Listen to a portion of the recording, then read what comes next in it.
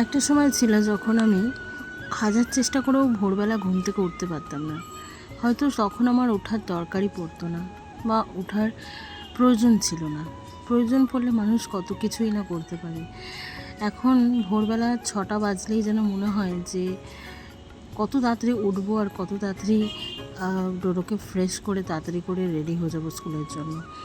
তো এই রাস্তাটা প্রায় বহু বছর আমার আসা হতো না, আমি আসতামও না, কিন্তু এখন ডোডো স্কুলের জন্য প্রায় রোজই আমাকে আসতে হয়। 8:30 বাজলেই মোটামুটি তার মধ্যে চলে আসতে হয়।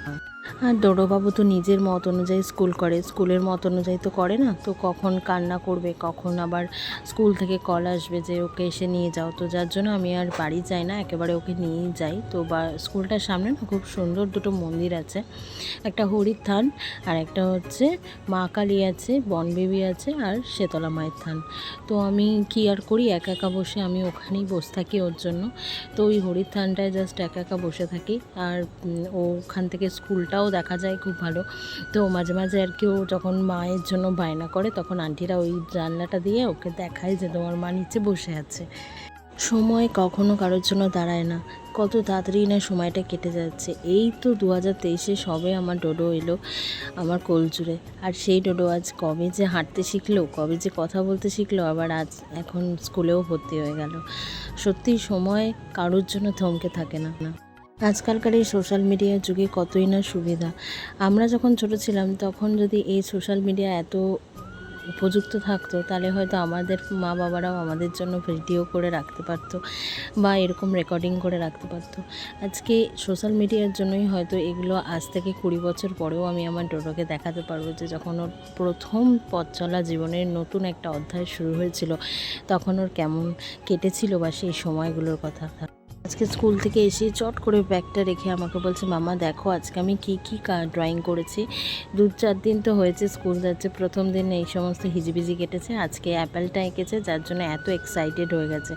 আমাকে বলছে, মামা আমি আজকে না গ্রিন কালার করেছি। তো গ্রিন কালারটা দেখলাম একটা ট্রি এঁকেছে, তো আন্টি আবার গুড দিয়েছে এবং স্মাইলি দিয়েছে। তো সেটা আবার আমাকে এসে বলছে, আন্টি না আমাকে স্মাইলি দিয়েছে। আজকে ছিল আবার নীল ষষ্ঠী, যার জন্য একটুখানি আলতা পরছিলাম, কিন্তু আলতা পরলে না আমার পায়ে বলে ফাটে, কিন্তু আমার কোথাও ফাটে না, শুধুমাত্র দেখছি বুড়ো আঙুলটা একটু ফেটেছে।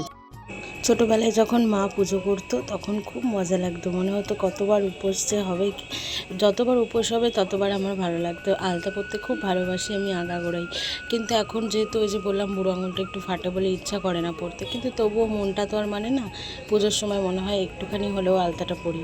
পুজো পার্বণের দিকে ছোটোবেলা থেকে আমার ভীষণ ন্যাক, কিন্তু এখন আর অতটা সময় করে হয়ে ওঠে না, কারণ ডোডোকে নিয়ে প্রচণ্ড ব্যস্ত থাকি। ও ভীষণ জ্বালাতন করে, সামান্য ভয়েস ওভার করছি তাতেই ও এত চেঁচামেচি করছে, তোমরাও হয়তো শুনতে পাবে ওর আওয়াজ। তো একটুও সময় হয় না ওকে নিয়ে যে আর একটা এক্সট্রা কিছু করব। এই পুজো পার্বণগুলোর দিনগুলোতে দেখতাম মাকে খুব সুন্দর করে কত যত্ন নিয়ে পুজোগুলো করে, আর সমস্ত কিছুই কিন্তু আমার মায়ের কাছ থেকেই শেখা। তো যতটুকু সময় পাই ততটুকু করি। তো যখন আমি ওই বাড়িতে থাকতাম তো সেই সময়ও কিন্তু আমি করতাম। কিছুটা আমাদের নিয়ম আলাদা ছিল, আমার শ্বশুরবাড়ির নিয়ম আলাদা ছিল, তো সেগুলো মেনে গুছে ওনাদের যেরকম করণীয় সেরকমভাবে করতাম অনেকটাই। যদিও কখনো যদি আমার আলাদা করে ঠাকুর ঘর হলো বা কখনো যদি আমি আলাদা করে কোনো কিছু করতে পারি, তখন হয়তো আমার মতন করে আমি যেরকমভাবে চাইবো সেরকমভাবে হয়তো করতে পারবো। আজ তবে এইটুকুই থাক, বাকি কথা আবার পরে হবে অন্য কোনো দিন অন্য একটা ব্লগে। তো যদি আমার ব্লগটা ভালো লেগে থাকে তাহলে একটা ছোট্ট লাইক আর শেয়ার করে কমেন্ট করে দিও। টাটা।